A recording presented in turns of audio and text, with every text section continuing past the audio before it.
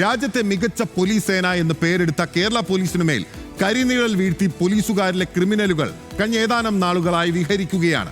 കാക്കി ഭീകരതയുടെ വാർത്തകളാണ് കഴിഞ്ഞ ദിവസങ്ങളിലായി പത്രമാധ്യമങ്ങളിലൂടെ പുറത്തുവരുന്നത്. നിയമസഭാ സമ്മേളനം ആരംഭിച്ച് 2ാം ദിവസം വിഷയം അടിയന്തര പ്രമേയമായി പ്രതിപക്ഷം സഭയിലെത്തിച്ചു. ചർച്ച ചെയ്യാമെന്ന സർക്കാരിന്റെ നിലപാടിനെ തുടർന്ന് വിശദമായ വാദപ്രതിവാദങ്ങളാണ് ഇന്ന് സഭയിൽ ഉയർന്നു കേട്ടത്. കേരളത്തിന്റെ ആഭ്യന്തര വകുപ്പ് മന്ത്രി കൂടിയായ മുഖ്യമന്ത്രി പിണറായി വിജയന്റെ മറുപടിയാണ് ഇന്നെല്ലാവരും സസൂക്ഷ്മം ശ്രദ്ധിച്ചത്. ഹോട്ട് ടീ ആൻഡ് ടോക്ക് ചർച്ച ചെയ്യുന്നു. കാക്കി ക്രൂരതയിൽ മറുപടിയായോ, മറുപടിയുണ്ടോ? അഡ്വക്കേറ്റ് വസന്ത് തെങ്ങുംപള്ളി കോൺഗ്രസ് സ്മൃതി, ഒപ്പം തന്നെ ശ്രീ ജയചന്ദ്രൻ ഇടതു നിരീക്ഷകൻ എന്നിവരാണ് നമുക്കൊപ്പം അതിഥികളായി ചേരുന്നത്. ആദ്യം അഡ്വക്കേറ്റ് വസന്ത് തെങ്ങുംപള്ളിയിലേക്കാണ്. ശ്രീ വസന്ത്, സ്വാഗതം. എല്ലാ കാര്യത്തിനും കൃത്യമായ മറുപടി മുഖ്യമന്ത്രിയിൽ നിന്ന് ലഭിച്ചില്ലേ?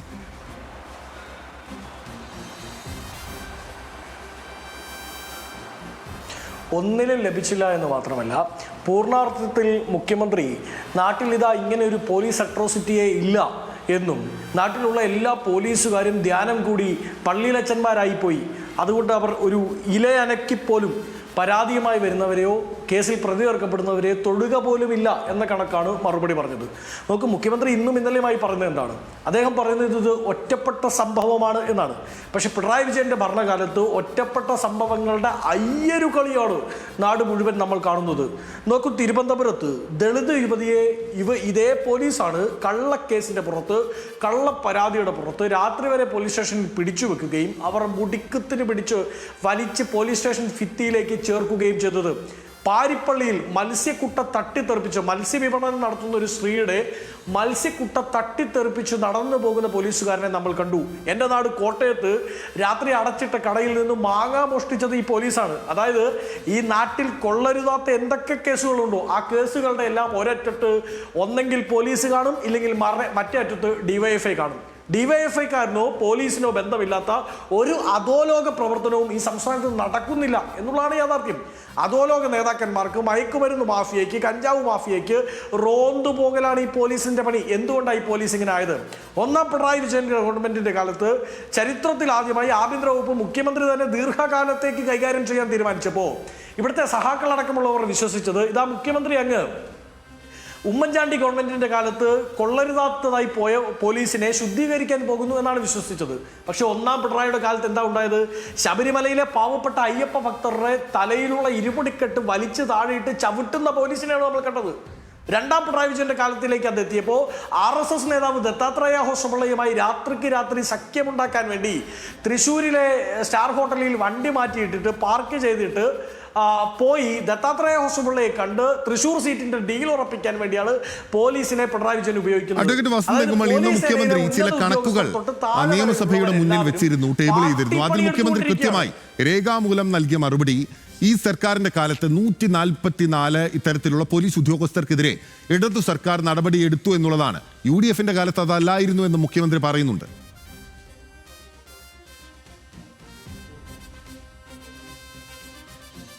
അല്ല, അതിലൊരു പ്രശ്നമുണ്ട് ശ്രീ ബിനിൽ. 144 പേർക്കെതിരെ നടപടിയെടുത്തു. എത്ര പേർക്കെതിരെയുള്ള നടപടി ഇപ്പോഴും സസ്റ്റെയിൻ ചെയ്യുന്നുണ്ട്? ഞാനൊരു ഉദാഹരണം പറയാം. മൂവാറ്റുപുഴയിൽ ഒരു SIക്കെതിരെ 2478 പേജുള്ള കുറ്റപത്രമാണ് ക്രൈംബ്രാഞ്ച് കോടതി കൊടുക്കുന്നത്. അത് 2021 ക്രൈംബ്രാഞ്ച് അങ്ങനെ ഒരു കുറ്റപത്രം കൊടുക്കുന്നത്. നോക്കൂ, 2478 പേജുള്ള കുറ്റപത്രം എന്ന് പറയുമ്പോൾ നാട്ടിൽ ഉൾപ്പെടുത്താവുന്ന എല്ലാ വകുപ്പുകളും ക്രൈംബ്രാഞ്ച് അതിൽ ഉൾപ്പെടുത്തി. അതിൻ്റെ പേരിൽ സർക്കാർ അയാളെ പുറത്തു നിർത്തി 3 മാസം, നാലാമത്തെ മാസം ആ SI CII, അതായത് സ്റ്റേഷൻ ഡ്യൂട്ടിയുള്ള CII പ്രൊമോട്ടഡായി മടങ്ങി വരുന്നത് നമ്മൾ കണ്ടു. ഇവരിന്നീ പറയുന്ന കണക്കുണ്ടല്ലോ, ഞങ്ങൾ ആക്ഷൻ എടുത്തു. എത്ര പേർക്കെതിരെയുള്ള ആക്ഷൻ ഇപ്പോഴും സസ്റ്റെയിൻ ചെയ്യുന്നുണ്ട്? വ്യക്തമാണ്. ശ്രീ ജയചന്ദ്രൻ, നോക്കൂ, മുഖ്യമന്ത്രി ഇന്നും സഭയിൽ പറഞ്ഞത് 144 ഉദ്യോഗസ്ഥർക്കെതിരെ നടപടിയെടുത്തു. സമാനതകളില്ലാത്ത പോലീസ് മർദ്ദനത്തെ നേരിട്ട് ഏറ്റുവാങ്ങേണ്ടി വന്നത് കമ്മ്യൂണിസ്റ്റുകാരാണ്. അന്നൊക്കെ കേരളം ഭരിച്ചത് കോൺഗ്രസ് ആണ് എന്നുള്ളതാണ്. പക്ഷേ ഈ നടപടി എടുത്തു എന്ന് പറയുന്ന മുഖ്യമന്ത്രിയുടെ അതേ വകുപ്പിൽ തന്നെ ഇത്തരം പല ഉദ്യോഗസ്ഥരും തുടരുന്നുണ്ട്. അതിൽ പ്രധാനപ്പെട്ട ഒരു ഉദ്യോഗസ്ഥനെ ഉദാഹരണമായി പറഞ്ഞാൽ, ഇപ്പോഴത്തെ ആലപ്പുഴ DYSP മധു ബാബുവിനെതിരെ പരാതി പ്രളയമുണ്ടായി. കൂടുതൽ പരാതികൾ ഉന്നയിച്ചത് ഭരണപക്ഷത്ത് നിന്ന് തന്നെയാണ്. DYFIയുടെ പത്തനംതിട്ടയിലെ മുൻ ജില്ലാ പ്രസിഡന്റ് ജയകൃഷ്ണൻ തണ്ണിത്തോട് ഉൾപ്പെടെ ക്രൂരമായി മർദ്ദിച്ച മധു ബാബുവിനെ ഇതേ സർക്കാർ സംരക്ഷിക്കുന്നു എന്ന ധ്വനിയിൽ പറയാതെ പറഞ്ഞു വെക്കുകയും ചെയ്തിട്ടുണ്ട്. അപ്പോൾ നടപടിയെടുത്തവരെല്ലാം തന്നെ സുഖമായി കഴിയുന്നു. ഇന്ന് അതേ മധു ബാബുവിനെ കുറുവാ സംഘത്തെ പിടിക്കാൻ പോയതിനുള്ള ആദരം പോലീസ് സേന നൽകുന്ന വാർത്തയും കണ്ടു. അപ്പോൾ ഇതാണോ നടപടി ഇപ്പോൾ എടുത്തിരിക്കുന്നത് ശ്രീ ജയചന്ദ്രൻ?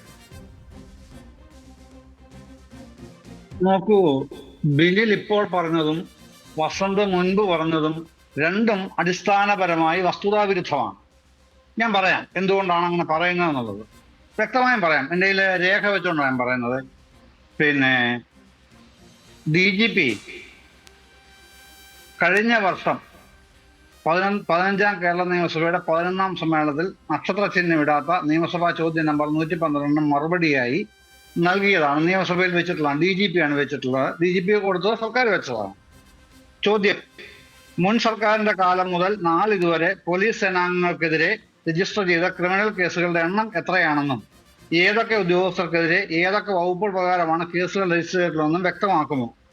ഉത്തരം: മുൻ സർക്കാരിന്റെ കാലം മുതൽ നാളിതുവരെ, അതായത് 25/5/2016 മുതൽ 2/6/2024 വരെ പോലീസ് സേനാംഗങ്ങൾക്കെതിരെ 1073 കേസുകൾ രജിസ്റ്റർ ചെയ്തിട്ടുണ്ട്. അടുത്ത ചോദ്യം: മുൻ സർക്കാരിന്റെ കാലം മുതൽ നാളിതുവരെ ക്രിമിനൽ കേസുകളിൽ ഉൾപ്പെട്ടതിന്റെ അടിസ്ഥാനത്തിൽ സർവീസിൽ നിന്നും പിരിച്ചുവിട്ട പോലീസ് സേനാംഗങ്ങളുടെ എണ്ണം എത്രയാണെന്ന വിവരം ഇവരുടെ തസ്തിക ജില്ല തരംതിരിച്ച് വ്യക്തമാക്കാമോ? ഉത്തരം: 2016 മുതൽ 9/6/2024 വരെയുള്ള കാലയളവിൽ ഗുരുതര ക്രിമിനൽ കേസുകളിൽ ഉൾപ്പെട്ടതിന്റെ പേരിൽ പോലീസ് വകുപ്പിൽ നിന്ന് 108 ഉദ്യോഗസ്ഥരെ സർവീസിൽ നിന്നും പിരിച്ചുവിട്ടിട്ടുണ്ട്. അതിന്റെ വിശദാംശങ്ങൾ അനുബന്ധം ചെയ്യില്ല. അപ്പോ ഈ മുഖ്യമന്ത്രി ഇന്ന് ആദ്യം പറഞ്ഞല്ലോ 108 ഉദ്യോഗസ്ഥരുടെ സർവീസിൽ നിന്ന് പിരിച്ചുവിട്ടതാണ്. ആ കണക്കാണ് 25/5/2016 മുതൽ 22/6/2024 വരെയുള്ള അദ്ദേഹം പറഞ്ഞത്. അതിനുശേഷം ഒക്ടോബർ മുതൽ സെപ്റ്റംബർ 15 വരെയുള്ള കാലയളവില് വീണ്ടും 36 പേരെ കൂടെ ചേർത്തിട്ടാണ് 144 എന്ന കണക്ക് പറഞ്ഞത്. അവരെ സസ്റ്റെയിൻ ചെയ്യുന്നില്ല എന്ന് മാത്രമല്ല, അവർ സർവീസിൽ നിന്ന് ടെർമിനേറ്റ് ചെയ്തവരാണ്. പക്ഷേ നിങ്ങൾ രണ്ടുപേരും പറയുന്നത് അവർ സർവീസിൽ തുടരുന്നു എന്നാണ്. അതാണ് ഞാൻ പറഞ്ഞത്, വസ്തുതാവിരുദ്ധമാണ് പറഞ്ഞത്. അവരെ സർവീസിൽ നിന്ന് ടെർമിനേറ്റ് ചെയ്യപ്പെട്ടവരാണ്. അവർ നിലവിൽ പോലീസ് സേനയിൽ സർവീസിൽ ഇല്ല. അവരെ പിരിച്ചുവിടപ്പെട്ടവരാണ്. പിന്നെ 1073 പേരുടെ പേരിൽ ക്രിമിനൽ കേസ് എടുത്തിട്ടുണ്ട്. അതില് എല്ലാത്തിലും എഫ്ഐആറിലും ചാർജ് ഷീറ്റ് എല്ലാത്തിലും ആയിട്ടില്ല. 700 കേസ് ചാർജ് ഷീറ്റ് ആയിട്ടുള്ളൂ. ബാക്കി നടപടികൾ അതിന്റെ മുറയ്ക്ക് നടന്നു വരികയും ചെയ്യുന്നുണ്ട്. ഇതാണ് അത് സംബന്ധിച്ചുള്ള പ്രധാനപ്പെട്ട 2 കാര്യങ്ങൾ. പക്ഷേ വസന്ത് പറഞ്ഞതില് മുഖ്യമന്ത്രി എല്ലാത്തിനെയും എങ്ങനെയാണ് ജനറലൈസ് ചെയ്യുകയും ന്യായീകരിക്കുകയും ഒക്കെ ചെയ്യുന്നതാണല്ലോ പറയുന്നത്. നമ്മൾ കണ്ടത് എന്താണ്? ഇന്നത്തെ അടിയന്തര പ്രമേയത്തിൽ റോജിയം ജോണിന് തന്നെ ചൂട് പിഴയ്ക്കുന്നതാണ് കണ്ടത്. ഒന്ന് കോംപ്രഹെൻസീവ് ആയിട്ട് അവർ ഉദ്ദേശിക്കുന്ന കാര്യങ്ങൾ പറയാൻ കഴിഞ്ഞില്ല എന്നുള്ളതാണ് ഏറ്റവും പ്രധാനപ്പെട്ട പ്രത്യേകത. ഇന്നത്തെ ഈ അടിയന്തര പ്രമേയത്തിന്റെ അവതരണത്തിൽ കണ്ട ഏറ്റവും വലിയ പ്രത്യേകത അല്ലെങ്കിൽ ന്യൂനത ഒക്കെ ആയിട്ട് പറയാനുള്ളത്. അതിലും മനോഹരമായിട്ടാണ് കേട്ടോ. വൺ സൈഡ് ആണെങ്കിൽ പോലും മാധ്യമങ്ങളിലാണ് കിട്ടിയ 5 മിനിറ്റ് സംസാരിച്ച കാര്യങ്ങൾ റോജിക്ക് കിട്ടിയ 15 മിനിറ്റേക്കാളും കോംപ്രഹെൻസീവായിട്ട് പറഞ്ഞിട്ടുണ്ട്. അപ്പൊ അത്തരത്തിൽ അവർക്ക് ഒരു കോർഡിനേഷൻ ഇല്ലാതാണ് ഈ ഇതിന്റെ പ്രമേയം അവതരിപ്പിച്ചത് എന്ന് പോലും തോന്നിപ്പിക്കുന്ന തരത്തിലായിരുന്നു ശരി, അത് നമുക്ക് ചോദിച്ചു നോക്കാം. വസന്ത്, അത് പാളിപ്പോയോ? നിങ്ങൾക്ക് തന്നെ ഒരു ഏകീകരണം ഇല്ലാതായി പോയോ പ്രമേയ അവതരണത്തിൽ? ചീറ്റിപ്പോയ പടക്കമായി പോയോ തുടക്കത്തിലെ ഈ പ്രമേയം?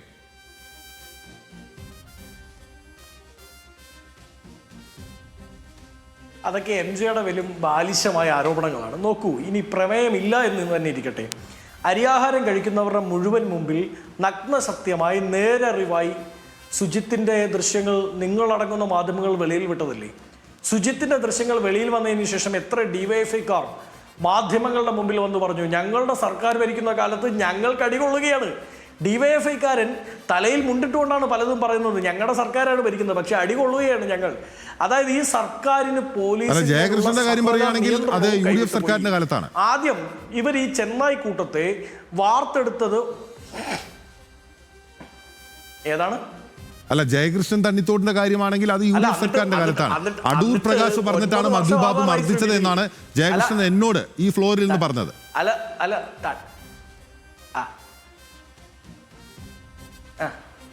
ആയിക്കോട്ടെ, അങ്ങനെയാണ്. അതിനുശേഷം ഈ അടൂർ പ്രകാശിന്റെ കയ്യിൽ നിന്ന് അധികാരം പോയിട്ട്, അല്ലെങ്കിൽ അടൂർ പ്രകാശിന്റെ പാർട്ടിക്കാരുടെ കയ്യിൽ നിന്ന് അധികാരം പോയിട്ട് 9 വർഷമായെന്നേ. ഇവരുടെ സമാരാധ്യനായ പുരുഷൻ ആഭ്യന്തര വകുപ്പിന്റെ മുഴുവൻ കടിഞ്ഞാണും വഹിക്കാൻ തുടങ്ങിയിട്ട് 9 വർഷക്കാലമായി. എന്താ ഇവരുടെ സർക്കാരിന് ഈ പോലീസിന്മേൽ ഈ മധുബാബുവിനെ കുറച്ച് മധുവിധ കാലഘട്ടത്തിന് പറഞ്ഞു വിട്ടേക്കുന്നത് എന്താ ഈ സർക്കാർ? മധുവിന്റെ കാലഘട്ടം UDFന്റെ കാലം കഴിഞ്ഞപ്പോൾ ഇവർ പറയുന്ന പ്രകാരമാണെങ്കിൽ മാറിയല്ലോ. അപ്പൊ ഇനി അയാളെ ശിക്ഷിക്കണ്ടേ? ഇനി അയാൾക്ക് നരകവാസം കൊടുക്കണ്ടേ?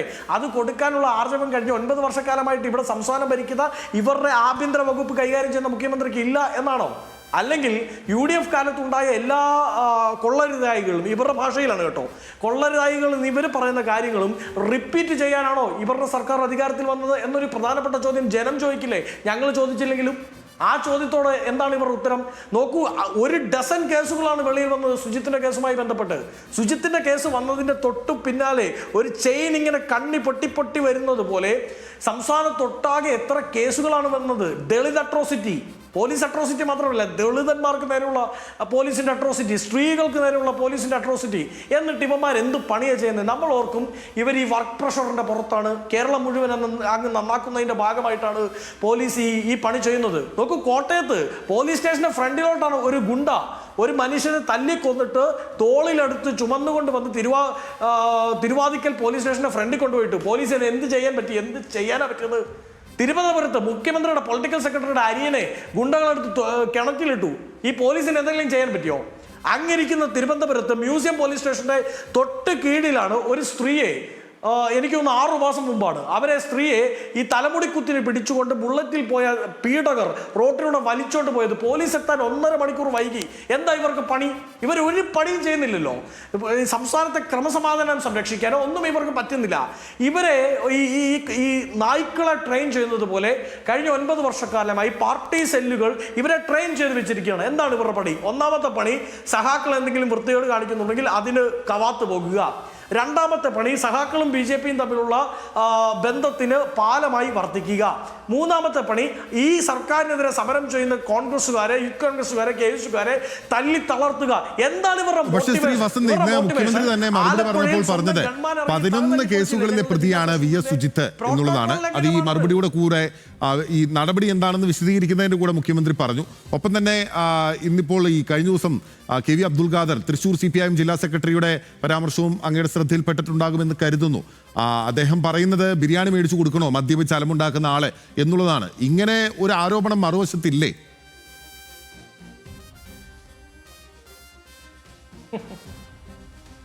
അല്ല ബിനിൽ, നോക്കൂ, ഈ 11 കേസ് എന്ന് പറയുന്ന ഒരു പൊതുപ്രവർത്തകന്റെ ജീവിതത്തിൽ ഏറ്റവും വലിയ ബാഡ് മാർക്കാണ് എന്നാണ് ഞാൻ വിശ്വസിക്കുന്നത്. സുജിത്തിന് അത് ഏറ്റവും വലിയ നെഗറ്റീവ് പോയിന്റാണ്. ഞാൻ അടക്കുന്ന പൊതുപ്രവർത്തകരുടെ പേരിൽ എത്ര കേസുകളുണ്ട്? PDPP അടക്കം എത്ര ആക്ടുകളാണ് ഇവർ നമുക്കെതിരെ ചുമത്തുന്നത്? നോക്കൂ ബിനിൽ, നമ്മളൊരു സമരവുമായി ബന്ധപ്പെട്ട് ചെല്ലുമ്പോൾ ഇവരുടെ മറ്റേ ഇടിഞ്ഞു വീഴാറായ തുരുമ്പെടുത്ത ബാരിക്കേഡ് ഉണ്ടല്ലോ, ആ ബാരിക്കേഡ് തൊട്ടാൽ PDPP ഇടാൻ മതി. ആ ബാരിക്കേഡ് തൊട്ടാൽ മതി, PDPP ആക്ട് ഇടും. എന്നിട്ട് ഇവരുടെ ചെളിവെള്ളമുണ്ടല്ലോ, ആ ചെളിവെള്ളം അടിച്ച് നമ്മളുടെ ദേഹത്ത് വീണ് നമ്മളുടെ ദേഹത്ത് ചോര വന്നാൽ പോലീസിനെ ആക്രമിച്ചു എന്ന് പറഞ്ഞുകൊണ്ട് ഇവർ വകുപ്പിടും. അങ്ങനെ സംസ്ഥാനത്ത് 30ഉം 40ഉം 100ലേറെ കേസുകളുള്ള പൊതുപ്രവർത്തകരാണ്, UDFകാരാണ്, കോൺഗ്രസുകാരാണ്, യൂത്ത് കോൺഗ്രസുകാരാണ് ഉള്ളത്. ഞാനടക്കം എത്രയോ പേരുടെ പേരിൽ 100ലേറെ കേസുകൾ ഈ സംസ്ഥാന സർക്കാരുകളുടെ കാലത്ത് എടുത്തിട്ടുണ്ട് ഇവരുടെ കൊള്ളരുതായിക്കെതിരെ സമരം ചെയ്തതിൽ. ഇനി അവിടുത്തെ ജില്ലാ സെക്രട്ടറി പറഞ്ഞ എന്താ, കള്ളു കുടിച്ചാൽ ബിരിയാണി മേടിച്ചു കൊടുക്കണോ എന്ന് ചോദിച്ചാൽ ഇവരുടെ പോലീസിന് അങ്ങനെ ഒരു വാദമില്ലല്ലോ കോടതിയിൽ. ആദ്യം അവർ അങ്ങനെയാണ് പറഞ്ഞത്, പിന്നീട് അതേ വാദം എടുത്തുകൊണ്ട് പള്ളയിൽ ആ വാദവുമായി വന്ന വഴിയിൽ പിന്നീട് ഇവർ ഓടിയ വഴിയിൽ പുല്ല് മുളച്ചിട്ടില്ല, കോടതി എടുത്ത് പള്ളയിൽ കളഞ്ഞു. അപ്പൊ ഇവർക്ക് അങ്ങനെ ഒരു വാദവും ഇല്ലാത്തപ്പോൾ പോലീസിനും സംസ്ഥാന സർക്കാരിനും ഇല്ല. ഇവർ ഈ പോലീസിനെ ചെന്നായി കൂട്ടമായി ട്രെയിൻ ചെയ്യിപ്പിച്ചിരിക്കുകയാണ്. ഞാൻ പറയുന്നത് MG അടക്കമുള്ളവർ ഇടത് നേതാക്കളോട് പറഞ്ഞു കൊടുക്കണം. അതായത് ഈ ചെന്നായ്ക്കൾക്ക് ഒരു പ്രത്യേകതയുണ്ട്, അവർക്ക് ആരാണോ യജമാനൻ ആ യജമാനനോടെ കൂറുള്ളൂ. ഒരു 6-7 മാസം കഴിയുമ്പോൾ സംസ്ഥാന സർക്കാർ മാറിക്കഴിയുമ്പോൾ ഇവർക്ക് നിങ്ങളോട് പഴയ യജമാനനോട് കൂറൊന്നും ഉണ്ടാവില്ല, പഴയ യജമാനന്മാരോട് കൂറുണ്ടാവില്ല. ഈ ചെന്നായി കൂട്ടത്തിന് അന്ന് ഇവർക്ക് കൂറുണ്ടാവുക അന്ന് അധികാരത്തിൽ വരുന്ന UDF ഗവൺമെന്റിനോടാവും. ഞങ്ങൾ ഈ പണിയൊന്നും ചെയ്യിപ്പിക്കില്ല, പക്ഷെ പറഞ്ഞു കൊടുക്കണം, ഇത് അപകടമാണ്. നിങ്ങളുടെ കയ്യിലായിരുന്നു ഇവരുടെ ചാണുണ്ടായിരുന്നത്, നിയന്ത്രണം ഉണ്ടായിരുന്നത്. ഇപ്പോൾ നിങ്ങളുടെ കയ്യിലും നിയന്ത്രണമില്ല. നിങ്ങൾക്ക് പോലും നിയന്ത്രിക്കാൻ പറ്റില്ല. ഈ പോലീസിനെ നിയന്ത്രിക്കാൻ പറ്റുമോ? നിങ്ങൾ പറഞ്ഞാൽ പോലീസ് അസോസിയേഷനിൽ എന്തെങ്കിലും കാര്യം നടപ്പിലാകുമോ? കഴിഞ്ഞ 9 വർഷക്കാലത്തിനിടയിൽ നടന്നതുപോലെ പോലീസ് അസോസിയേഷന്റെ ഉള്ളിൽ സംഘടനാ പ്രവർത്തനം ഏതെങ്കിലും കാലത്ത് നടന്നിട്ടുണ്ടോ? CPM അനുകൂല പോലീസ് അസോസിയേഷൻ മറുപടിയിലേക്ക് പോകാം. ശ്രീ N. ജയചന്ദ്രൻ, നോക്കൂ, പോലീസിനെ ഒരു വിധത്തിലും ന്യായീകരിക്കേണ്ട ബാധ്യത സർക്കാരിനില്ല, അല്ലെങ്കിൽ കമ്മ്യൂണിസ്റ്റുകാർക്കില്ല എന്നുള്ളതാണ് തുടക്കം മുതലേ എടുത്തിട്ടുള്ള ഒരു നിലപാട്. പക്ഷേ മുഖ്യമന്ത്രി ഇന്നലെ LDF യോഗത്തിൽ പറഞ്ഞതായി പുറത്തു വന്ന വിവരങ്ങൾ അങ്ങനെയല്ല. ഇതെല്ലാം ഒറ്റപ്പെട്ട സംഭവങ്ങളാണ് എന്നുള്ളതാണ് മുഖ്യമന്ത്രി തൻ്റെ LDF യോഗത്തിൽ നീണ്ടുനിന്ന അരമണിക്കൂർ സംഭാഷണത്തിൽ പ്രസംഗത്തിലും പറഞ്ഞത്. ഇന്നിപ്പോൾ നിയമസഭയിലും മുഖ്യമന്ത്രി ഒരു പ്രതിരോധത്തിലൂന്നിയുള്ള സംസാരമാണ് പറഞ്ഞത്. എന്തിനാണ് ഇങ്ങനെ ഈ കാക്കിയിട്ട ക്രിമിനലുകളെ പിണറായി വിജയനെ പോലൊരു നേതാവ് ന്യായീകരിക്കാൻ നിൽക്കുന്നത്? ഇവിടെ ന്യായീകരണത്തിന്റെ യാതൊരു പ്രശ്നവും വരുന്നില്ല എന്ന് മാത്രമല്ല, ഇപ്പോ പ്രിയപ്പെട്ട വസന്ത് പറഞ്ഞത് താങ്കളൊന്ന് ഒന്ന് മനസ്സിൽ റിവൈൻഡ് ചെയ്ത് നോക്കൂ. ഇന്ന് ഫ്ലോറിൽ നിയമസഭയിൽ പ്രതിപക്ഷ നേതാക്കൾ ഉന്നയിച്ച കാര്യങ്ങളിലൊന്നും ഇവിടെ ഇപ്പോ വസന്ത് വാചാലമായി വിവരിച്ച പ്രശ്നങ്ങളൊന്നും വരുന്നില്ല. അതെന്തുകൊണ്ടാണ് വരാത്തത്? റോജി ജോണിന്റെ പ്രമേയാവതാരകനായ റോജിയുടെ പ്രസംഗത്തിലോ പ്രതിപക്ഷ അടക്കമുള്ള ബാക്കിയുള്ളവരുടെ പ്രസംഗത്തിലോ ഒന്നും വസന്തി പറഞ്ഞ കാര്യങ്ങളൊന്നും വരാത്ത എന്തുകൊണ്ടാണെന്നുള്ളത് വസന്ത് ആലോചിക്കട്ടെ. അവരെല്ലാം ആലോചിക്കട്ടെ. കാര്യം അവർ പ്രതിപക്ഷ നേതാക്കളാണ്. എന്തുകൊണ്ടാണ് അവർ ഈ വസന്ത് പറഞ്ഞ കാര്യങ്ങൾ പറയാതിരുന്നത്? പിന്നെ ഈ പ്രധാനമായിട്ടും 11 കേസിന്റെ പേര് അതൊക്കെ പറയുന്ന കൂട്ടത്തിൽ തന്നെ മുഖ്യമന്ത്രി പറയുന്നുണ്ട് രാഷ്ട്രീയ കേസുകളുണ്ടാകും, അത് മാറ്റി നിൽക്കട്ടെ എന്ന് പറയുന്നുണ്ടല്ലോ. പിന്നെ ഇത് എന്താണ് അതിന് സംഭവിച്ചത്? ഇത്തരം കേസുകൾ നമ്മൾ ഇത് ഒരു പ്രധാനപ്പെട്ട കാര്യം പിന്നിൽ എന്താണെന്നറിയോ ശ്രദ്ധിക്കേണ്ടത്? വസന്ത് ഒരു അഭിഭാഷകൻ കൂടെയാണ്. ഇത്തരം കാര്യങ്ങൾ അറിയാത്ത ആളൊന്നുമല്ല. പക്ഷെ ചർച്ചയ്ക്ക് വരുമ്പോൾ ടോൺ മാറുന്നു എന്നുള്ള ഒരു പ്രത്യേക വസന്തിന് എപ്പോഴും ഉള്ളതാണ്, ഇപ്പൊ മാത്രമുള്ളതല്ല. ഇവിടെ അടിസ്ഥാന പ്രശ്നം എന്തായിരുന്നു? അടിസ്ഥാന പ്രശ്നം ഈ സംഭവം കുന്നംകുളം സ്റ്റേഷനിൽ ഈ പ്രശ്നം ഉണ്ടായപ്പോ 12/4/2023 തൃശ്ശൂർ സിറ്റി പോലീസ് കമ്മീഷണർക്ക് പരാതി കൊടുക്കുന്നത്. ഇയാള് ഈ സുജിത്ത് പരാതി കൊടുക്കുന്നത്. ഈ പരാതിയിന്മേൽ അന്വേഷണം നടത്തുന്നു. അന്വേഷണം നടത്തി DCRB DYSPയുടെ റെക്കമെൻഡേഷൻ പ്രകാരം ഇവർക്കെതിരെ നടപടി 22-ാം തീയതി ഉണ്ടാകുന്നു. 22/4/2023. ആ നടപടി ഉണ്ടാകുന്നത് എന്താണ്? പോലീസിൽ നമ്മൾ മറ്റ് ഡിപ്പാർട്ട്മെന്റുകൾ പോലെയല്ല. അവിടെ ഒരു ഇന്റേണൽ സംവിധാനമുണ്ട്. ആ ഒരു ആഭ്യന്തര അന്വേഷണ സംവിധാനം, അതിന്റെ ഭാഗമായിട്ട് ഇത്തരം നടപടികൾ ഉണ്ടായാൽ 1 ശാസനയുണ്ട്, 2 ഇൻക്രിമെന്റ് ബാർ ഉണ്ട്, 3 സസ്പെൻഷൻ ഉണ്ട്. ഇത്രയും കാര്യങ്ങളാണ് ചെയ്യുന്നത്. ഇവിടെ ചെയ്തത് 2 കാര്യങ്ങൾ ചെയ്തു. ഇൻക്രിമെന്റ് ബാർ ചെയ്തു 2 വർഷത്തേക്ക്. പിന്നെ ഉദ്യോഗസ്ഥരെ സ്ഥലം മാറ്റി. ഇതാണ് ആ ഇന്റേണൽ ചെക്കിങ്ങിന്റെ ഭാഗമായിട്ട്, ഇന്റേണൽ ഇൻവെസ്റ്റിഗേഷന്റെ ഭാഗമായിട്ട് ചെയ്ത നടപടി. അത് പോലീസിൽ ഒരു ഡിപ്പാർട്ട്മെന്റിലും അതില്ല. കാര്യം ഇത് ലോ ആൻഡ് ഓർഡർ ആണ് കൈകാര്യം ചെയ്യുന്നത്, റൂൾ ഓഫ് ലോ ആണ് മെയിൻറ്റെയിൻ ചെയ്യേണ്ടത്. അപ്പൊ അതുകൊണ്ട് ഇത്തരം സംവിധാനങ്ങൾ പ്രശ്നങ്ങളുണ്ടായാൽ അതിൻ്റെ അത് തന്നെ ആഭ്യന്തരമായൊരു നടപടികളാണ് ഇത്. പിന്നെ അതിനുശേഷം എന്തെങ്കിലും ഉണ്ടെങ്കിൽ സ്വാഭാവികമായും വരുന്നത് പിന്നീടുള്ള അന്വേഷണത്തിലാണ്. അപ്പൊ അതെന്താണ് സംഭവിച്ചത്? മുഖ്യമന്ത്രി പറയുന്നുണ്ട്, ഇന്ന് സഭയിൽ പറയുന്നുണ്ട്. അതായത് അതിനുശേഷം ഈ സുജിത്ത് കോടതി പോകുന്നു. കോടതി ഇക്കാര്യത്തിൽ പ്രത്യേക അന്വേഷണം വേണമെന്ന് ആവശ്യപ്പെടുന്നു.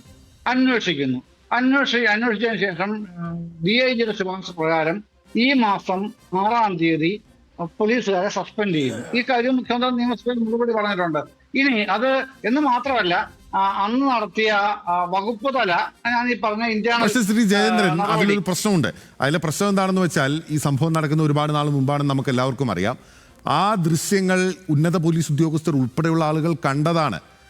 അന്ന് ഹരിശങ്കർ, അവിടുത്തെ SP ആയിരുന്ന ഹരിശങ്കർ കൊടുത്ത റിപ്പോർട്ട് എന്താണെന്ന് നമുക്കറിയാവുന്നതാണ്. പക്ഷെ നടപടിയെടുക്കുന്നത് ഈ ദൃശ്യങ്ങൾ വിവരാവകാശ നിയമപ്രകാരം സുജിത്ത് പോരാട്ടത്തിലൂടെ പുറത്തെത്തിച്ചതിന് ശേഷമാണ്. അതിലും പോലീസ് ഒരുപാട് തടയിട്ടിരുന്നു. അപ്പോൾ അത്രയും നാൾ ആഭ്യന്തര വകുപ്പിന്റെ കയ്യിൽ തന്നെ ഈ ദൃശ്യങ്ങളും ഈ സംഭവങ്ങളും ഉണ്ടായിരുന്നു. അന്നൊന്നും നടപടി എടുത്തില്ല. നിശ്ചയമായും താങ്കൾ പറയുന്നത് പോലെയല്ല ഇതിന്റെ ആ ക്രോണോളജി വരുന്നത്. അങ്ങനെയല്ല കേട്ടോ ബിനിൽ.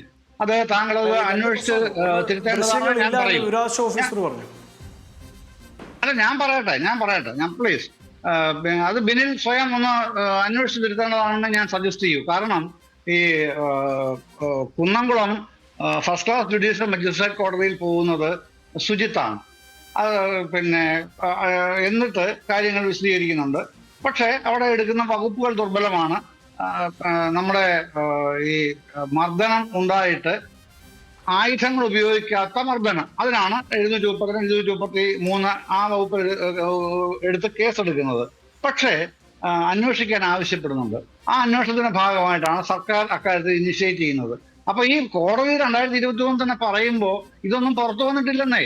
ഏതാ ഈ പറയുന്ന വിവരാവകാശ പ്രകാരം ഒരു സാധനവും പുറത്തു വന്നിട്ടില്ല. അല്ലാതെ പോലീസ് ഉദ്യോഗസ്ഥരുടെ കയ്യിലില്ലേ? അതാണ് ഞാൻ പറഞ്ഞത്. പോലീസ് ഉദ്യോഗസ്ഥരുടെ കയ്യിൽ ഈ ദൃശ്യങ്ങൾ ഉണ്ടല്ലോ സാർ. പോലീസ് ഉദ്യോഗസ്ഥരുടെ കയ്യിൽ ഉണ്ടോ ഇല്ലോ ഉള്ള ഞാൻ പറഞ്ഞ കോടതിയുടെ. അല്ല, അതാണല്ലോ ആഭ്യന്തര വകുപ്പ്. ആ ഉന്നത ശ്രേണിയിലേക്ക് പോകുന്നതല്ലേ ശ്രീ ജയചന്ദ്രൻ ആഭ്യന്തര വകുപ്പ് എന്ന് പറയുന്നത്? അല്ല, അതല്ല ഞാൻ പറഞ്ഞത്. അതല്ല, ആഭ്യന്തര വകുപ്പ് പ്രതിക്കൂട്ടിൽ നിർത്തിയിരിക്കുകയാണല്ലോ വസന്ത്. അതവിടെ നിന്നോട്ടെന്ന്, പ്രതിക്കൂട്ടത്തിൽ നിൽക്കട്ടെന്ന്. ഞാനും അതിന് അങ്ങനെ തന്നെ നിർത്തുന്നു. എന്നിട്ടാണ് ഇനി വർത്തമാനം പറയുന്നത്. അതായത് കോടതി നടപടികൾ അതിന്റെ ഭാഗമായിട്ട് ഇക്കാര്യത്തിൽ ഉണ്ടായതെന്ത് എന്നുള്ളതാണ് ഞാൻ ഇവിടെ പറയുന്നത്. മറ്റേ പോലീസ് പ്രതിക്കൂട്ടി നിന്നോട്ടെ. പോലീസ് പിന്നെ അവര് പോലീസ് സ്റ്റേഷൻ പീഡനം അതിക്രൂരമായി നടത്തി. അതാണല്ലോ പിന്നെ ബേസിക് കോസ് അതാണല്ലോ. അതിന്റെ ബാക്കി കാര്യങ്ങളാണല്ലോ ഈ സംഭവങ്ങളൊക്കെ. പക്ഷെ കോടതി ചെയ്തതിന്റെ അടിസ്ഥാനത്തിലുള്ള ബാക്കി നടപടികൾ മാത്രമാണ് ഞാൻ പറഞ്ഞത്. അങ്ങനെയാണ് മുഖ്യമന്ത്രി എന്നത് പറഞ്ഞത്. ഇനി അത് മാത്രമല്ല, അതുകൊണ്ട് ഈ DIGയുടെ റിപ്പോർട്ട് പ്രകാരം അവരെ 4 പേരെ സസ്പെൻഡ് ചെയ്തു എന്നത് മാത്രമല്ല, അന്നെടുത്ത ഡിസിപ്ലിനറി ആക്ഷൻ, ഞാൻ ആദ്യം പറഞ്ഞല്ലോ, ഉദ്യോഗസ്ഥർക്ക് അന്നെടുത്ത ഡിസിപ്ലിനറി ആക്ഷൻ അത് പുനരവലോകനം ചെയ്യാനും DIG റിപ്പോർട്ട് പ്രകാരം ആവശ്യപ്പെട്ടിട്ടുണ്ട്. ഇതാണ് ഇപ്പോൾ നടക്കുന്ന കാര്യം. അതാണ് അദ്ദേഹം വ്യക്തമാക്കിയത്. അതാണ് ഞാൻ പറഞ്ഞത്. ആ തരത്തിൽ അങ്ങനെ ഒരു ഇന്റേണൽ ചെക്ക് ഉള്ളത് കാരണമാണ് ഇത്തരം കാര്യങ്ങൾ അവിടെ ആദ്യമൊക്കെ നടത്താൻ കഴിയുന്നത്. പിന്നീട് ഇത് പ്രശ്നമാകുമ്പോൾ അല്ലെങ്കിൽ കോടതിയിൽ ഇടപെടലുണ്ടാകുമ്പോൾ ഒക്കെ അതിന് വേറൊരു തലം വരുന്നതും അതിനകത്തേക്ക് അങ്ങനെ കഴിയാതിരിക്കുന്നതും ഇടപെട്ടേ മതിയാവുന്നുള്ള അവസ്ഥ വരുന്നതൊക്കെ അതുകൊണ്ടാണ്. പ്രൊവൈഡഡ് മറ്റൊരു കാര്യം ചിന്തിക്കേണ്ടതുണ്ട്. ഇന്ന് ഇദ്ദേഹം പറഞ്ഞല്ലോ, നമ്മുടെ സേവ്യർ MLA, അദ്ദേഹം പറഞ്ഞൊരു കാര്യമുണ്ടല്ലോ, ഇത് 15ാം നിയമസഭയാണല്ലോ ഇപ്പൊ നിയമസഭ. അതിന്റെ 9ാം സെഷൻ ഇതിനു ശേഷം നടക്കുന്നുണ്ട്. 10 നടന്നു, 11 നടന്നു, 12 നടന്നു, 13 നടന്നു. ഇത് 14ാം സെഷനാണ് ഇപ്പൊ നടക്കുന്നത്. ഈ സെഷനിൽ ഒഴികെ 9 മുതൽ 13 സെഷനുകളിൽ വരെ ഇത് സംബന്ധിച്ച് ഒരു സബ്മിഷൻ പോലും വന്നിട്ടില്ല നിയമസഭയിൽ. അപ്പൊ അതിന് പ്രതിപക്ഷ നേതാവ് മറുപടി പറഞ്ഞാൽ ഞങ്ങൾ സമരം നടത്തിയിട്ടുണ്ടായിരുന്നു. അങ്ങനെയല്ലല്ലോ പ്രതിപക്ഷത്തിന്റെ ശീലവും സ്വഭാവവും അതല്ലല്ലോ. കേരളത്തിൽ കഴിഞ്ഞ 5 കൊല്ലം നമ്മൾ കണ്ടുപോകുന്നില്ല, 4 കൊല്ലം കണ്ടുപോകുന്നില്ല, അങ്ങനെയല്ലല്ലോ. എന്തെങ്കിലും ഒരു ചെറിയ വ്യക്തിത്വമെങ്കിലും ഗവൺമെന്റിനെതിരെ ക്രമസമാധാനവുമായി ബന്ധപ്പെട്ട് ആഞ്ഞടിക്കാൻ കിട്ടിയാൽ അതിനെ വജ്രായുധമാക്കുന്ന സമീപനമാണ് പ്രതിപക്ഷ നേതാവും അദ്ദേഹത്തിന്റെ ഒപ്പമുള്ള UDF ബാക്കി എല്ലാവരും സ്വീകരിച്ചു പോകുന്ന രീതി. ആ രീതിയൊന്നും ഈ 9 മുതൽ 13 വരെയുള്ള കാലയളവിലെ സമ്മേളനങ്ങളിൽ കണ്ടില്ല എന്നുള്ളതാണ് സേവ്യർ ചിറ്റലപ്പള്ളിയും പിന്നീട് കടകംപള്ളിയും ഒക്കെ സൂചിപ്പിച്ച കാര്യം തന്നെയാണ്. അവിടെ നിൽക്കുന്നു.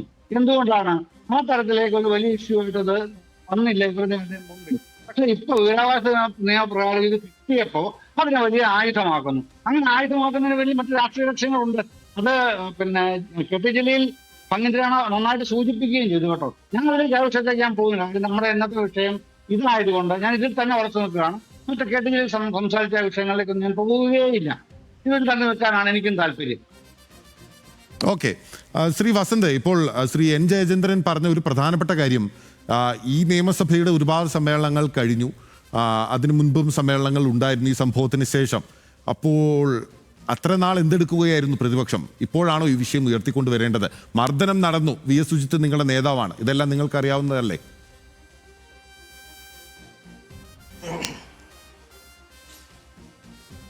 അല്ല, നോക്കൂ, അതിനുത്തരം പറയാം. അതിനു മുമ്പ് MJ പറഞ്ഞ വളരെ പ്രധാനപ്പെട്ട ഒരു തെറ്റിദ്ധരിപ്പിക്കലുണ്ട്. എന്താണ് പറഞ്ഞത്? ഒന്ന്, പോലീസിനെതിരെ ഡേഞ്ചറസ് വെപ്പൺ ഉപയോഗിക്കാത്ത വകുപ്പ് ആണ് ആദ്യം ഇട്ടത്. ആണ്, ശരിയാണ്. രണ്ടാമത് കോടതി പറഞ്ഞതിന് പുറത്താണ് attacking by using a dangerous weapon എന്ന വകുപ്പ് കൂടി ആഡ് ചെയ്തുകൊണ്ട് മുമ്പോട്ട് പോകുന്നത്. ഈ കേസിൽ ഈ കുറ്റക്കാരായ പ്രതികൾ എന്നേ പറയാൻ പറ്റൂ. ആ പോലീസ് ഉദ്യോഗസ്ഥർ എന്ന് പറയുന്ന പ്രതികൾ ചെയ്തിരിക്കുന്ന വളരെ പ്രധാനപ്പെട്ട 2-3 അബദ്ധങ്ങൾ, വലിയ ഉത്തരവാദിത്ത രാഹിത്യമുണ്ട്. എന്താണെന്നറിയാമോ? ഒന്ന്, പോലീസ് ജീപ്പ് ഡ്രൈവർ, ആ ഡ്രൈവറിന് ലോ ആൻഡ് ഓർഡറുമായി ബന്ധപ്പെട്ട് എന്ത് ഉത്തരവാദിത്തമാണ് ഉള്ളത്?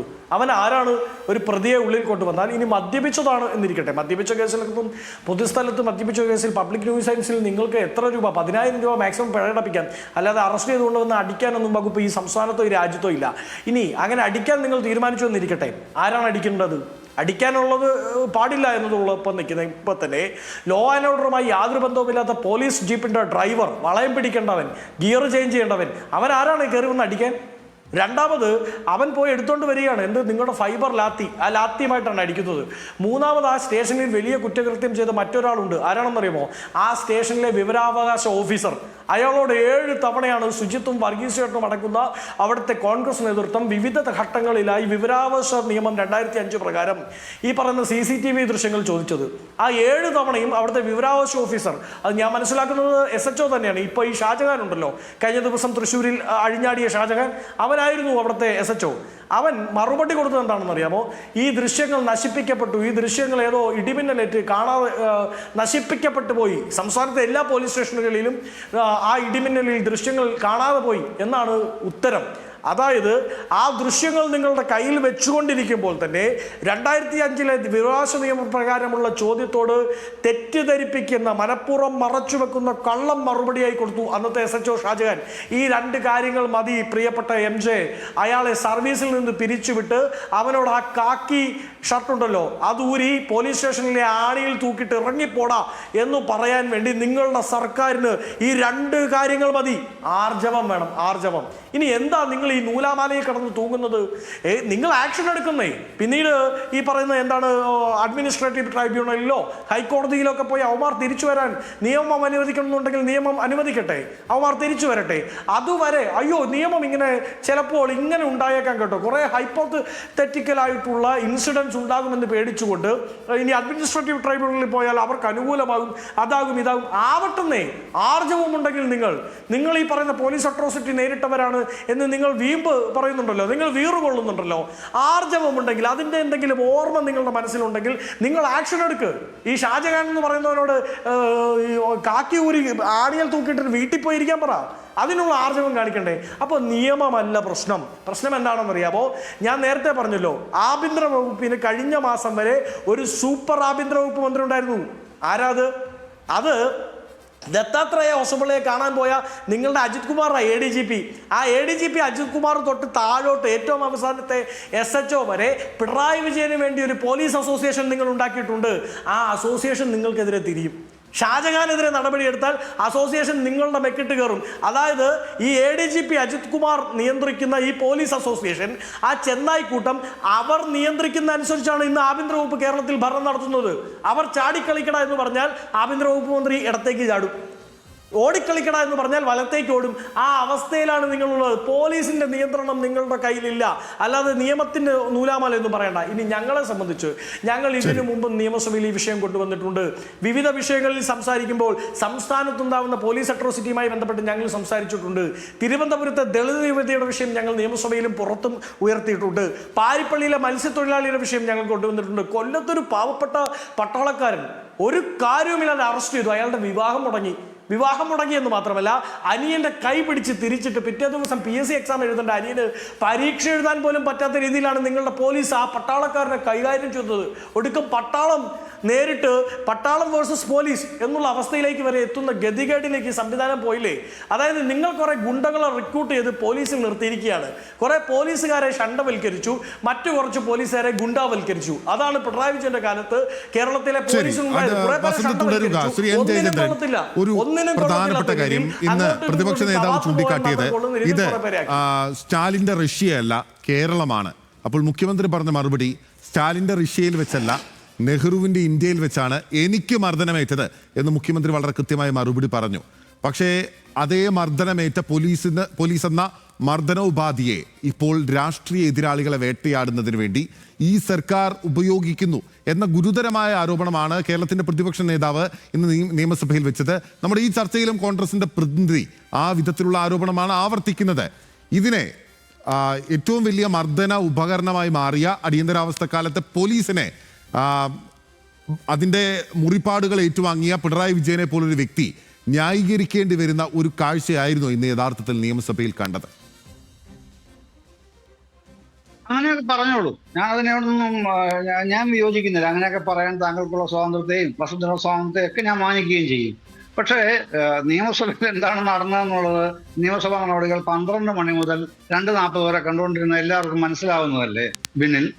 അവിടെ എത്ര ദുർബലമായിരുന്നു പ്രതിപക്ഷത്തിന്റെ ആ ഒരു ശരീരഭാഷയും വർത്തമാനങ്ങളും എന്നുള്ളത് താങ്കളും കാണുകയില്ലായിരുന്നു, ഞാനും വസന്തവും ഒക്കെ കാണുകയില്ലായിരുന്നു. പക്ഷേ പ്രതിപക്ഷത്തെ ഒരു പ്രധാനപ്പെട്ട രാഷ്ട്രീയ പാർട്ടിയുടെ പ്രതിനിധി എന്നുള്ള നിലയിൽ, യുവ നേതാവ് എന്നുള്ള നിലയിൽ വസന്ത് ബാധ്യസ്ഥനാണ് ഇത്തരം കാര്യങ്ങളിൽ സ്വന്തം പക്ഷത്തെ ഡിഫെൻഡ് ചെയ്യാൻ. അതിൽ തെറ്റൊന്നുമില്ലെന്ന്. ഞാൻ ഇതിൻ്റെ അകത്ത് ചരിത്രം, നെഹ്റുവിന്റെ കാലത്തെ ഒന്നും പറയേണ്ട ഒരു കാര്യം എനിക്കില്ല. ഞാൻ ഈ കേസിൽ മാത്രം, അതിന്റെ കാര്യത്തിൽ മാത്രം നിന്ന് തന്നെ എനിക്ക് ഒറ്റയ്ക്ക് 1 മണിക്കൂർ പറയാനുള്ള സാധനങ്ങൾ എൻ്റെ കയ്യിലുണ്ട്. പിന്നെ ഞാൻ ഈ മുഖ്യമന്ത്രി ആ പറഞ്ഞതിന്റെ ഭാഗത്തേക്ക് പോവുകയേ വേണ്ട. ഇപ്പോ വസന്ത് പറഞ്ഞില്ലേ ഷാജഹാന്റെ കാര്യം, വസന്ത് പറഞ്ഞതിൽ ഞാൻ അത്യന്തം യോജിക്കുന്ന ഒരു കാര്യമാണ് ഏറ്റവും നീചനായ ആ പോലീസുകാരന്റെ മനോനിലയെ കുറിച്ച്. അയാളൊന്നും ഈ സർവീസിൽ തുടരാനേ അർഹരല്ല വസന്ത്. ഞാൻ താങ്കളോട് യോജിക്കുന്നു അക്കാര്യത്തിൽ പൂർണ്ണമായും.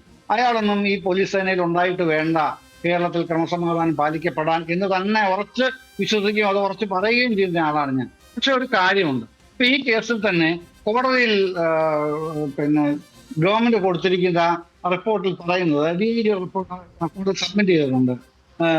പിന്നെ it was put forward for re examination എന്നാണ് പറഞ്ഞിരിക്കുന്നത്. എന്താ ഈ കുന്നംകുളം കേസ് അന്ന് സംഭവിച്ച ആഭ്യന്തര അച്ചടക്ക നടപടികൾ ഉൾപ്പെടെ റീ എക്സാമിൻ ചെയ്യാനായിട്ട് ഗവൺമെന്റ് സർക്കാർ തീരുമാനിച്ചിരിക്കുന്നു എന്നാണ് പറയുന്നത്. അപ്പോൾ സ്വാഭാവികമായും ഈ പറഞ്ഞ സസ്പെൻഷന് പുറത്തേക്ക് ഇപ്പോൾ പിന്നെ വസന്ത് പക്ഷം പറയുന്നത് ബിയോണ്ട് ദ ലിമിറ്റ്സ് കാര്യങ്ങൾ ചെയ്യണമെന്നാണ് പറയുന്നത്. പരിധിക്ക് വിട്ടും കാര്യങ്ങൾ ചെയ്യണം. പിന്നെ CIT-യിലോ SIT-യിലോ ഒക്കെ പോയാൽ അന്നേരം നോക്കിയാൽ പോലെ. അങ്ങനെയല്ല, ഇത് കോടതിയാണ് ഇടപെട്ടിരിക്കുന്നത് ഇത്തരം കാര്യങ്ങളിൽ. കോടതിയുടെ ഇടപെടലിന് മറ്റു ചില പരിമിതികളും കൂടെയുണ്ട്, പ്രാധാന്യവുമുണ്ട്. ആ പരിമിതിയും പ്രാധാന്യവും കണ്ടു തന്നെയാണ് പറയുന്നത്. അത് കോടതിയുടെ പിന്നെ തീരുമാനങ്ങൾക്ക് നടപടികൾക്കും വിധേയമായിട്ട് ഈ കേസിന് മുമ്പോട്ടുള്ള കാര്യങ്ങൾ കൊണ്ടുപോവുക എന്നുള്ളതിനാണ് ആഭ്യന്തര വകുപ്പ് തീരുമാനിച്ചിരിക്കുന്നത്. അത്തരം കാര്യങ്ങളിൽ ഞാൻ ഈ കാര്യം ഒരുപാട് അങ്ങനെ വിശദീകരിക്കുന്നില്ല. ആഭ്യന്തര വകുപ്പ് സെക്രട്ടറി അടക്കമുള്ളവരുടെ നിർദ്ദേശങ്ങൾ ഗവൺമെന്റിന് മുമ്പിലുണ്ട് എന്ന് മാത്രമേ സംബന്ധിച്ച് പറയാൻ കഴിയും. അതുകൂടെ ഞാൻ ഈ ചർച്ചയിൽ പറയുകയാണ്. അതുകൊണ്ട് പിന്നെ മറ്റു കാര്യങ്ങളിൽ ഈ PG അടക്കമുള്ള കാര്യങ്ങളിൽ ഉള്ള പ്രശ്നങ്ങൾ അതും ഇതുപോലെ തന്നെ ആ സ്ക്രൂട്ടണിക്ക്, ഇന്റേണൽ സ്ക്രൂട്ടണിക്ക് വിധേയമായിട്ടുണ്ട്. പക്ഷെ അതിൽ അപാകതകൾ ഉണ്ടെന്ന് മനസ്സിലാക്കുന്നുണ്ട് ഗവൺമെന്റ്. ആ അപാകതകൾ തിരുത്താനായിട്ട് മറ്റു നടപടികൾ ഇപ്പൊ ചെയ്തു വരുന്നുണ്ട്.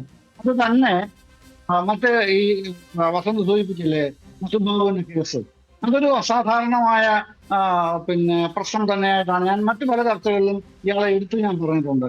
ഞാൻ പറഞ്ഞത് എന്താ അറിയാമോ, അതിന് പിന്നെ അബിൻവർക്കി വേറൊരു വിഷം കൂടെ കൊണ്ടുവന്നു. പിന്നെ വസന്ത് മനോരമ ചാനലിൽ ഞാൻ പറഞ്ഞത് ഇയാള് സാമുദായിക വർഗീയ ശക്തികളുടെ പിന്തുണയിൽ നിൽക്കുന്ന ഉദ്യോഗസ്ഥനാണ്. UDF കാലത്ത് ആ സ്വാധീനം ഏറ്റവും കൂടുതൽ ഉപയോഗിച്ചാണ് അയാൾ പല പ്രധാനപ്പെട്ട ലാവണങ്ങളും കരസ്ഥമാക്കുകയും പ്രൊമോഷൻ തരപ്പെടുത്തുകയും ചെയ്തിട്ടുള്ളത്. ആ സാമുദായിക വർഗീയ സ്വഭാവത്തിലുള്ള സമ്മർദ്ദങ്ങൾ ഇപ്പോഴും ചെലുത്തുന്നുണ്ടെന്ന് സംശയിക്കത്തക്ക നിലയിലാണ് അയാൾ പല പെരുമാറ്റങ്ങളും വരുന്നത്. നേരിട്ട് ഗവൺമെന്റിൽ ഒരു പൊളിറ്റിക്കൽ ഇൻഫ്ലുവൻസ് ആയിട്ട് സമുദായ നേതാക്കളെ ഇടപെടിക്കുന്നതല്ല അയാളുടെ രീതി. മറിച്ച് പോലീസ് ഉദ്യോഗസ്ഥന്മാരെ ആ തരത്തിൽ ഉപയോഗിക്കുന്നത് തന്നെയാണ് അയാളുടെ രീതി. അങ്ങനെയാണ് ഇപ്പോൾ ലോ ആൻഡ് ഓർഡർ അയാൾ ഇരിക്കുന്നത്. അങ്ങനെ ഇരിക്കാൻ പാടില്ല മധുബാബു. ലോ ആൻഡ് ഓർഡർ നിയന്ത്രണത്തിൽ നിങ്ങളുടെ സർക്കാർ വീണു പോവുകയാണോ MJ? അല്ല, സർക്കാരല്ല, ഞാൻ അതാണ് പറഞ്ഞത്. ഈ സർക്കാർ 9 വർഷമായിട്ടുള്ള സർക്കാർ 4 വോട്ടിന് വേണ്ടി സാമുദായിക നേതാക്കളുടെ തിണ്ണനിറങ്ങാത്ത പിണറായി വിജയൻ ആ സ്വാധീനത്തിൽ വീണുപോയോ? ഇതാണ് പ്രശ്നം. ഞാൻ മുമ്പേ സൂചിപ്പിച്ച അബിൻവർക്കി ചാടി വീണത് ഇതിൽ തന്നെ പിടിച്ചോണ്ടാണ്. ഞാൻ അങ്ങനെ പറഞ്ഞു എന്ന് പറഞ്ഞാണ് അബിൻവർക്കി ചാടി വീഴുന്നത്. അങ്ങനെ വസന്തകരും ചാടി വീഴല്ലേ. ഞാൻ പറഞ്ഞത് അതല്ല. ഇത് പിണറായി വിജയന്റെയോ രാഷ്ട്രീയ നേതൃത്വത്തിന്റെയോ അറിവും സമ്മതവും ഇഷ്ടപ്രകാരവും നടക്കുന്ന പ്രക്രിയ നടപടിയല്ല. അതിൻ്റെതായിട്ടുള്ള വേറെ റൂട്ടുണ്ട്. ആ റൂട്ട് അറിയാത്ത ആളൊന്നും അല്ലല്ലോ വസന്ത്. ഞാൻ അത്രത്തോളം വിശദമാക്കി പോകുന്നില്ല. മറുപടി പറയാം.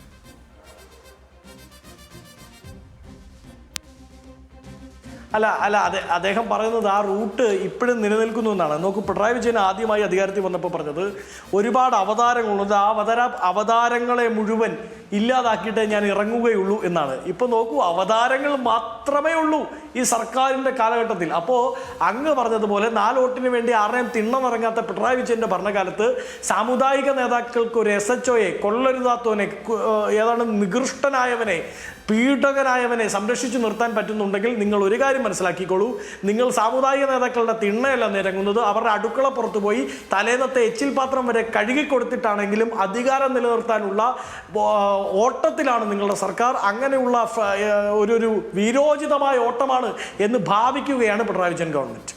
ശരി, വളരെ നന്ദി അഡ്വക്കേറ്റ് വസന്ത് തെങ്ങുംപള്ളി, ശ്രീ N. ജയചന്ദ്രൻ ചർച്ചയിൽ പങ്കെടുത്തതിന്.